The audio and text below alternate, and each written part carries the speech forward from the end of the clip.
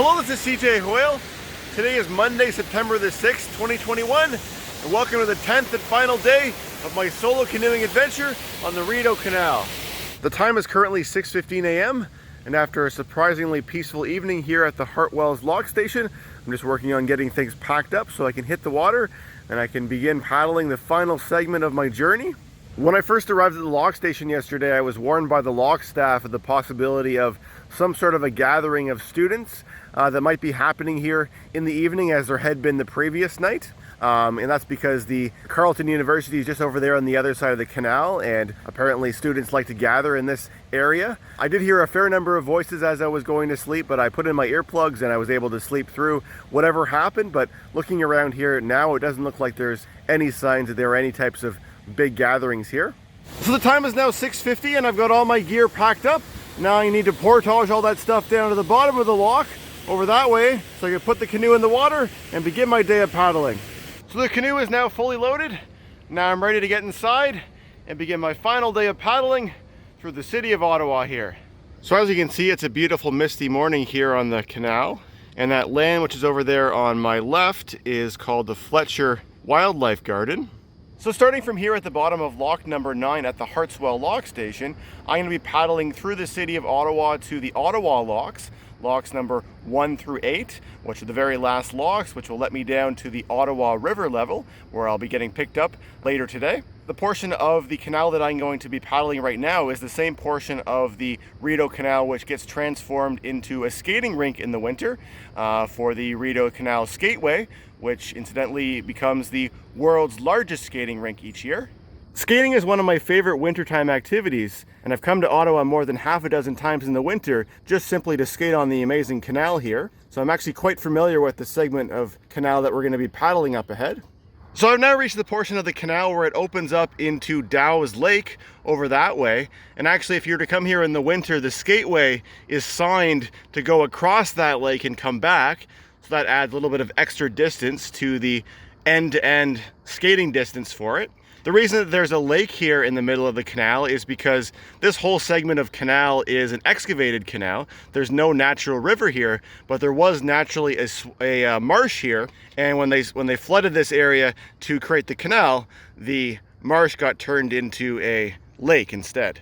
So even though it's going to add a little bit of extra distance for me, I've decided to paddle across Dows Lake and paddle it back just the way that I would here in the winter, so I can get the experience of what it's like to do the skateway here in the summertime. That building in the water up ahead with all the boats docked around it is the Dows Lake Pavilion. So just like I've done many times on my skates, here I've come all the way across Dows Lake, and as you can see behind me, there's a bunch of kayaks and paddleboards stashed there. So I imagine that they offer rentals here if you're interested in exploring these waterways yourself here in Ottawa. But as I say goodbye to the Dows Lake Pavilion, now it's time for me to paddle back across Dows Lake to rejoin the route of the canal over there. Over here on the left, you can see that there's a nice trail which follows along beside of Dows Lake, and that actually follows all the way along this side of the canal. And if I pan the camera over this way, you can also see some tall buildings over there. That's Carleton University, which is right across from where I was camped last night at lock number 9 and number 10. So I paddled back across Dows Lake and made a left turn, and here's where the canal narrows down a fair bit, and up ahead I've got a bridge to go underneath of. This one is for Bronson Avenue. The time is now 7:40 and I paddled 2.4 kilometers so far today. This has always been one of my favorite parts of the canal to skate on because it's narrow and windy and it makes you feel like you're skating really fast. Coming into view up ahead is the Bank Street Bridge, which dates back to 1912. And over to the left of it, that structure that you can see is part of TD Place, which is the stadium where the Ottawa Red Blacks play, Ottawa's CFL or Canadian Football League team. Here's a closer look at the Bank Street Bridge. It appears to be an early concrete type of bridge. And there's a closer look over there at TD Place. So far I'm the only person out on the water, but it's been great to see lots of people using the recreational trails along this canal. There's actually one on either side here. So up ahead here, there's actually a small island in the middle of the canal, which raises a lot of questions for me because obviously the canal here was a man-made thing. It was man-excavated, and it seems unusual that they would have left a portion of land sort of in the middle and not excavated that. So I wonder if at some point after the canal was built, they decided to add this island, or somehow it just formed on its own. It's kind of a mystery. Looking at it closely here, I think it probably was added at some point after the waterway was first built, because you can see the rocks at the bottom have wire mesh around them in an arrangement which is called a gabion. So apparently my guess about this island was incorrect. This portion of the canal actually follows the path of a naturally occurring gully. The land which is now Pig Island was just a high spot in this gully, which they had no reason to flatten before flooding the gully to form the canal. Up ahead around this corner I can see the next bridge. This one's for pedestrians and bikes only. It's called the Flora Footbridge. There's presently a Canadian federal election going on right now. I can see a lot of election signs over here. I've been seeing them throughout my trip, but seems to be more of them here in Ottawa, the capital city of Canada. The Flora Footbridge was completed in the summer of 2019, which I assume makes it the newest crossing of the Rideau Canal here in Ottawa.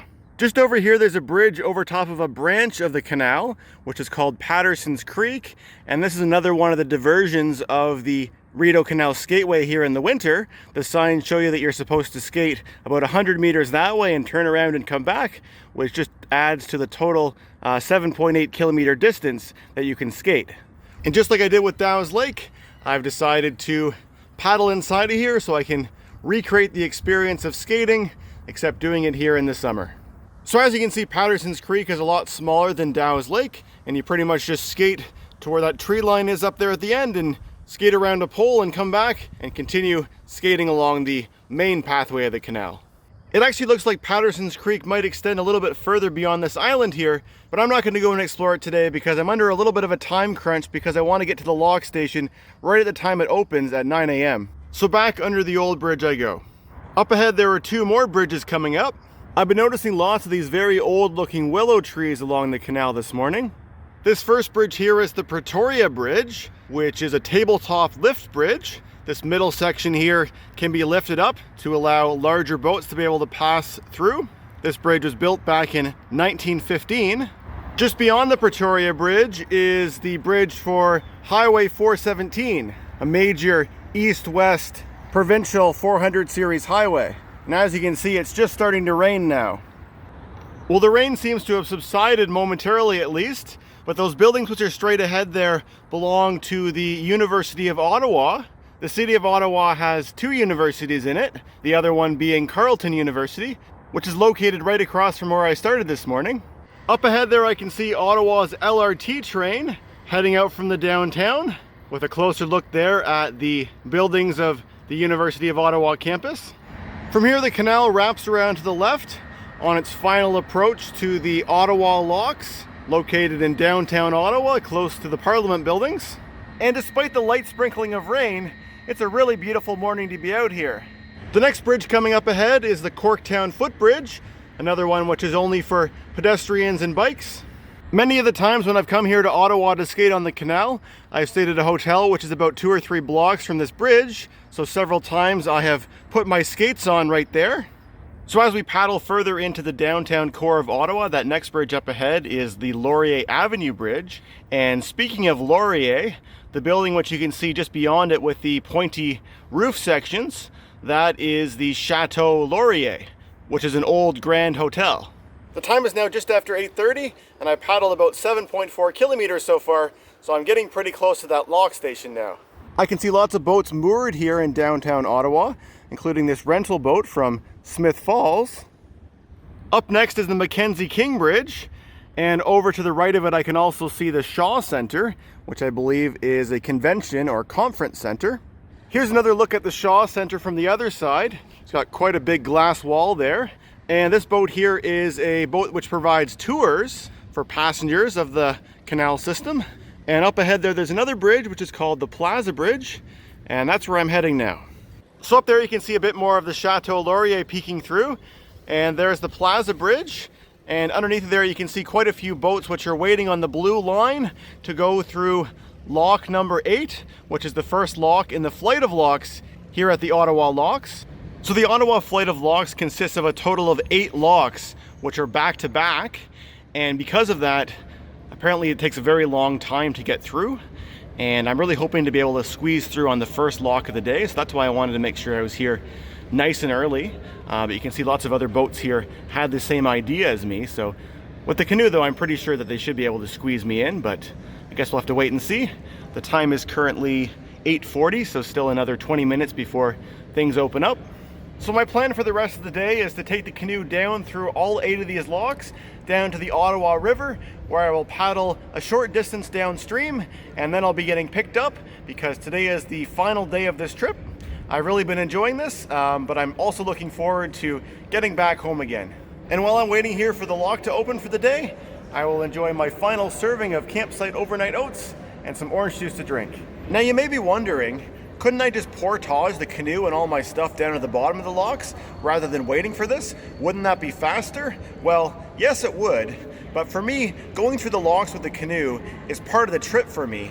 And so far on this trip, since I started in Kingston, I've managed to go through every single lock so far, and with only 8 more left to go, I really don't want to break my streak now. So the lock staff have arrived now, and they're just starting to get information from all the different boaters to verify their paddle passes.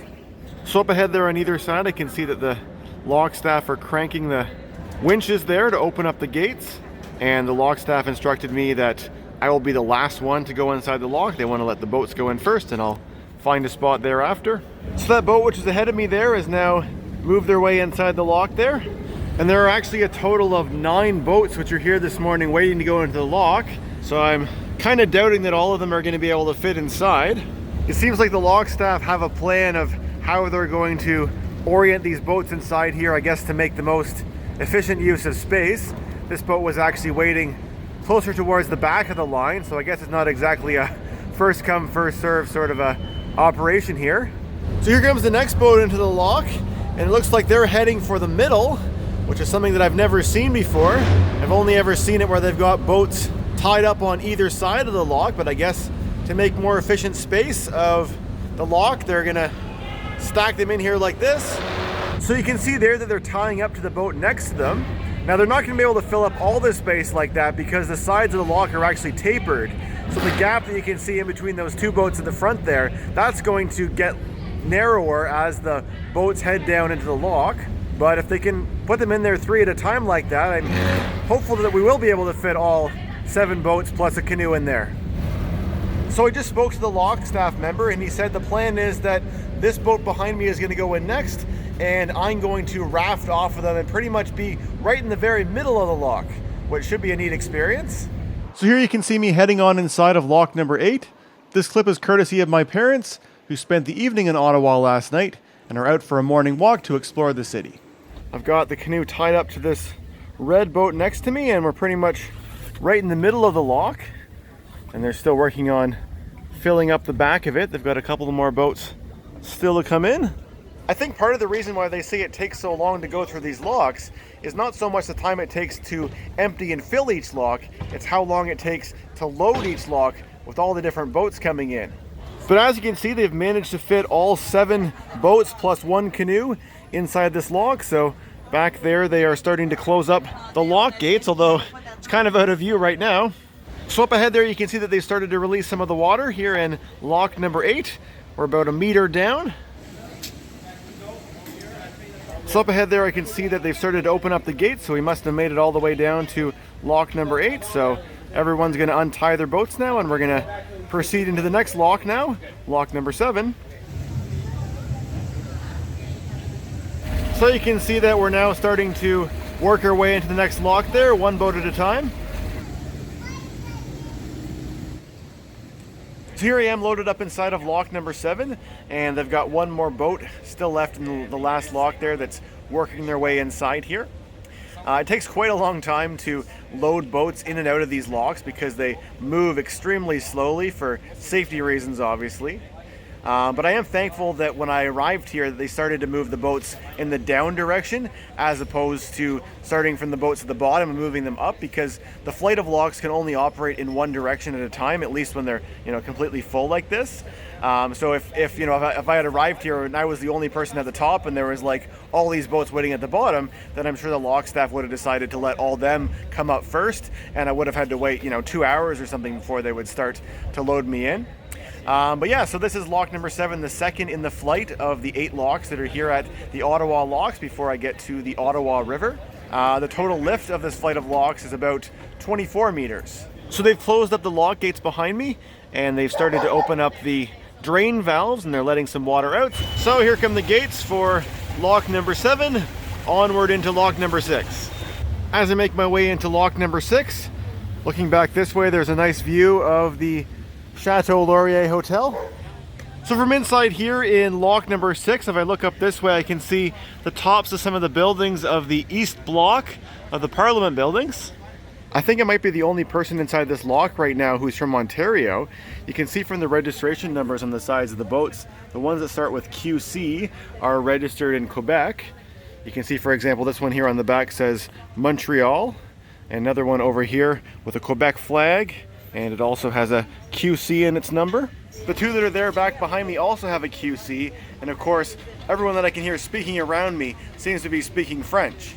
So here we've been lowered down to the bottom of lock number 6, and they're opening up the gates for us to proceed. 3 locks down, 5 more left to go. The time is now 10 minutes after 10, and it's taken us more than an hour just to do those first 3 locks. So as I make my way inside of lock number 5, over there on the left you can see the Commissariat building, which was built back in 1827. It's the oldest stone building in the city of Ottawa, and it's currently home to the Bytown Museum. So here we all are, loaded up inside of lock number 5, and they've started to release the valves to let the water out to lower us down as we continue our descent down this hydraulic stairway. So we've now reached the bottom of lock number 5, and they're opening up the gates. I can certainly taste the exhaust fumes coming off of all of these boats. As I make my way inside of lock number 4, there's another look at that old stone building. So here we've reached the bottom of lock number 4, and they've opened up the gates for us to proceed on into lock number 3. As I make my way into lock number 3, you can see back there the Chateau Laurier, and also see how much of a valley we're now approaching into. This is called the Colonel By Valley. Me and the other 7 boats have now reached the bottom of lock number 3. Only 2 more locks left to go. And actually it looks like they've opened up the gates to proceed into lock number 1, so perhaps number 1 and number 2 are sort of combined together. So here I'm paddling through lock number 2 and into lock number 1, and I'll have to do some research to understand why lock numbers 1 and 2 are at the same level. So here I am loaded up inside of lock number 1, and just beyond the lock gate there you can see the waters of the Ottawa River, which is where I'll be paddling in shortly. And just beyond those waters you can see some trees and some buildings, which are over there on the other side of the Ottawa River. That's the province of Quebec over there on the other side. And here they're releasing the water out through the valves. So I believe we've now reached the bottom of lock number 1 as they're just starting to wind the winches to open up the gates for the final time on this trip. Going through the locks has really been a highlight for me, so it's kind of bittersweet coming through this last lock here. I'm excited to be paddling in the Ottawa River finally, but I'm kind of sad that my trip is coming to an end pretty soon. So as I paddle out of lock number 1, the time is now 11:15, which means it took 2 hours and 15 minutes to come through all 8 of those locks.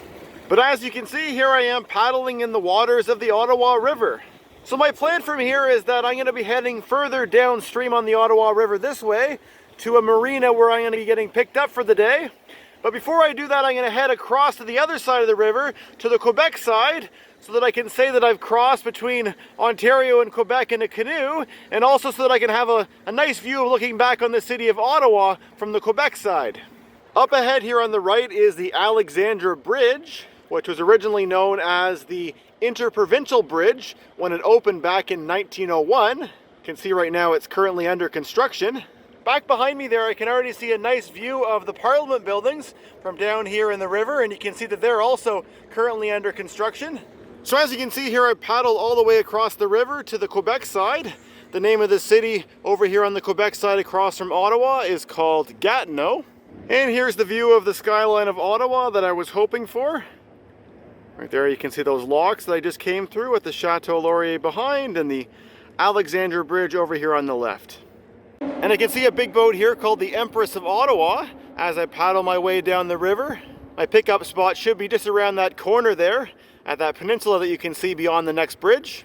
And from further along the shoreline here, you get another view of another portion of the city of Ottawa's skyline. You can certainly appreciate how it's a city that's built up on a hill. The next bridge coming up is called the Macdonald-Cartier Bridge. So as I make my way towards that bridge, here's one look back at the Alexandra Bridge and the downtown of Ottawa. That building up there is called Earnscliffe, and it's a National Historic Site. So while I was paddling yesterday, I branched off from the Rideau River and I joined the Rideau Canal. But here you can see where the Rideau River outlets into the Ottawa River. This waterfall here is known as the Rideau Falls. It's great getting to see where that river that I spent so many days on finally ends here in the Ottawa River. This building I can see up here just beyond the falls is the Embassy of France. Being in a capital city, there are lots of embassies here. The building that you can see up there now is 24 Sussex Drive, one of the official residences of the Prime Minister of Canada, although the last time I checked, our current Prime Minister doesn't actually live there. You can see that we're certainly no longer in the Canadian Shield like it was earlier in the trip. Lots of sedimentary rock along this riverbank. And over there across the river, I can see a tourist boat working their way up the shoreline on the Quebec side. There's a better look up at 24 Sussex Drive from a little bit further downstream. It's interesting how the horizontal sedimentary rock transitions to being on a slope here. The land atop these cliffs here is fittingly known as the Rockcliffe area. So up ahead here the river narrows, and that means we get another nice view of the Quebec side of the river. Just at the top of that cliff there you can see a roof of a building, and that's the Rockcliffe Lookout, which gives you a beautiful view of the river and looking across to the other side. 2 years ago I did a bicycle tour of Eastern Ontario, which included the Ottawa waterfront, and I stopped there at that lookout. Just below that lookout point you can see a couple of boats docked, and they're docked at the Rockcliffe Marina, which is what I've chosen as my endpoint for this trip. So I'm just going to be paddling over that way and pulling the canoe out of the water and heading back home. These cliffs are quite scenic even from the bottom. So here I've arrived at the Rockcliffe Marina. My total paddling distance today was 12.8 kilometers. Now it's time to unload the canoe for the final time on this trip. So right after I arrived here at the marina, so did my parents, and no sooner had we got all my stuff loaded up inside of the van, but it started raining. As we began our drive back to the Greater Toronto area, I was thankful to be inside a dry, sheltered place during the heavy downpour. On the way back home, I got to reflect upon the many great days of paddling I had enjoyed as we crossed over familiar spots that I had visited. Including all of my excursions, my total paddling distance on this 10-day trip was 280 kilometers. I had an absolute blast, and I certainly recommend the Rideau Canal to others. Stay tuned for a behind-the-scenes look into this trip, where I'll be posting a detailed video showing all the gear that I brought with me. I hope you've enjoyed joining me for this final day of the trip. If you followed me all the way to the end, I'd love to hear your thoughts in the comment section below, and thanks for watching.